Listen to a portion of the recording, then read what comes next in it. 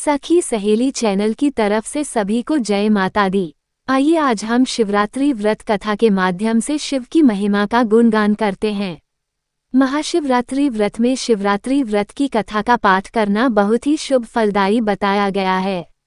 शिव पुराण में भी इस व्रत की महिमा बताई गई है। शिव पुराण के अनुसार जाने अनजाने में भी जो मनुष्य और जीव महाशिवरात्रि का व्रत कर लेता है वह शिव कृपा का भागी बन जाता है और उससे यमराज के दूत भी दूर रहते हैं। इसलिए महाशिवरात्रि व्रत में शिव भक्तों को महाशिवरात्रि की इस कथा का पाठ जरूर करना चाहिए। आइए अब कथा को शुरू करते हैं। पूर्व काल की बात है। चित्रभानु नामक एक शिकारी था। वह शिकार करके अपने परिवार का पालन पोषण करता था। उस शिकारी पर साहूकार का काफी कर्ज था, लेकिन वो उसका कर्ज समय पर नहीं चुका पाया।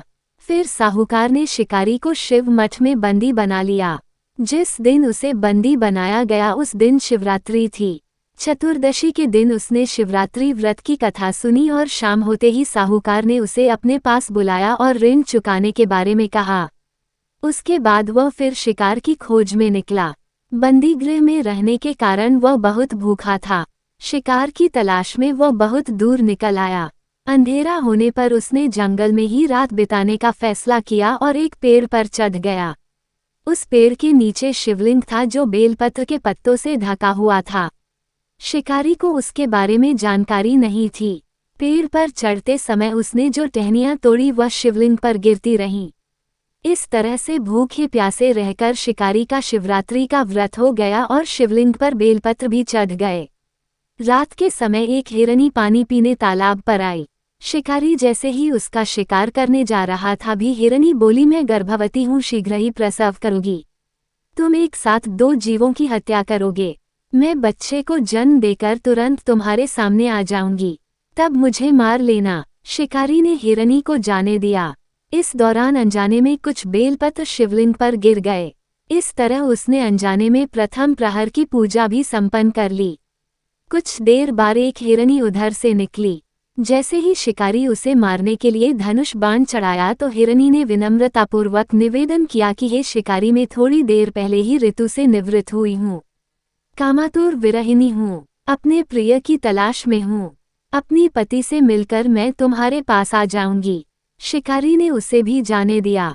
रात का आखिरी पहर बीत रहा था, तब भी कुछ बेलपत्र शिवलिंग पर जा गिरे।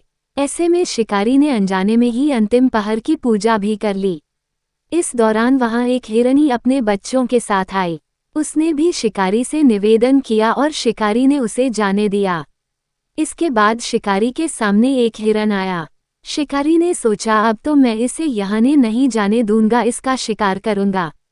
तब हिरन ने उससे निवेदन किया कि मुझे कुछ समय के लिए जीवनदान दे दो। शिकारी ने पूरा रात की घटना उस हिरन को सुना दी।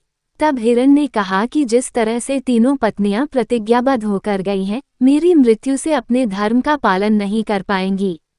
जैसे तुमने उन्हें विश्वापात्र मानकर छोड़ा है, मुझे भी जाने दो। मैं उन सबके साथ तुम्हारे सामने शीघ्र ही उपस्थित होता हूँ। शिकारी ने उसे भी जाने दिया। इस तरह सुबह हो गई। उपवास, रात्रि जागरण और शिवलिंग पर बेलपत्र चढ़ाने से अनजाने में ही शिवरात्रि की पूजा पूर्ण हो गई। लेकिन अनजाने में हुई पूजा का परिणाम उसे तत्काल मिला। थोड़ी देर बाद हिरन और उसका परिवार शिकारी के सामने आ गया। उन सभी को देखकर शिकारी को बहुत गिलानी हुई और उसने पूरे परिवार को जीवनदान दे दिया। अनजाने में शिवरात्रि व्रत का पालन करने पर भी शिकारी को मोक्ष की प्राप्ति हुई। जब मृत्यु काल में यमदूत जीव को ले जाने आए तो शिवगणों ने उन्हें वापस भेज दिया और उसे शिवलोक ले गए। शिवजी की कृपा से चित्रभानु अपने पिछले जन्म को याद रख पाए, शिवरात्रि के महत्व को जानकर उसका अगले जन्म में भी पालन कर पाए। ओम नमः शिवाय।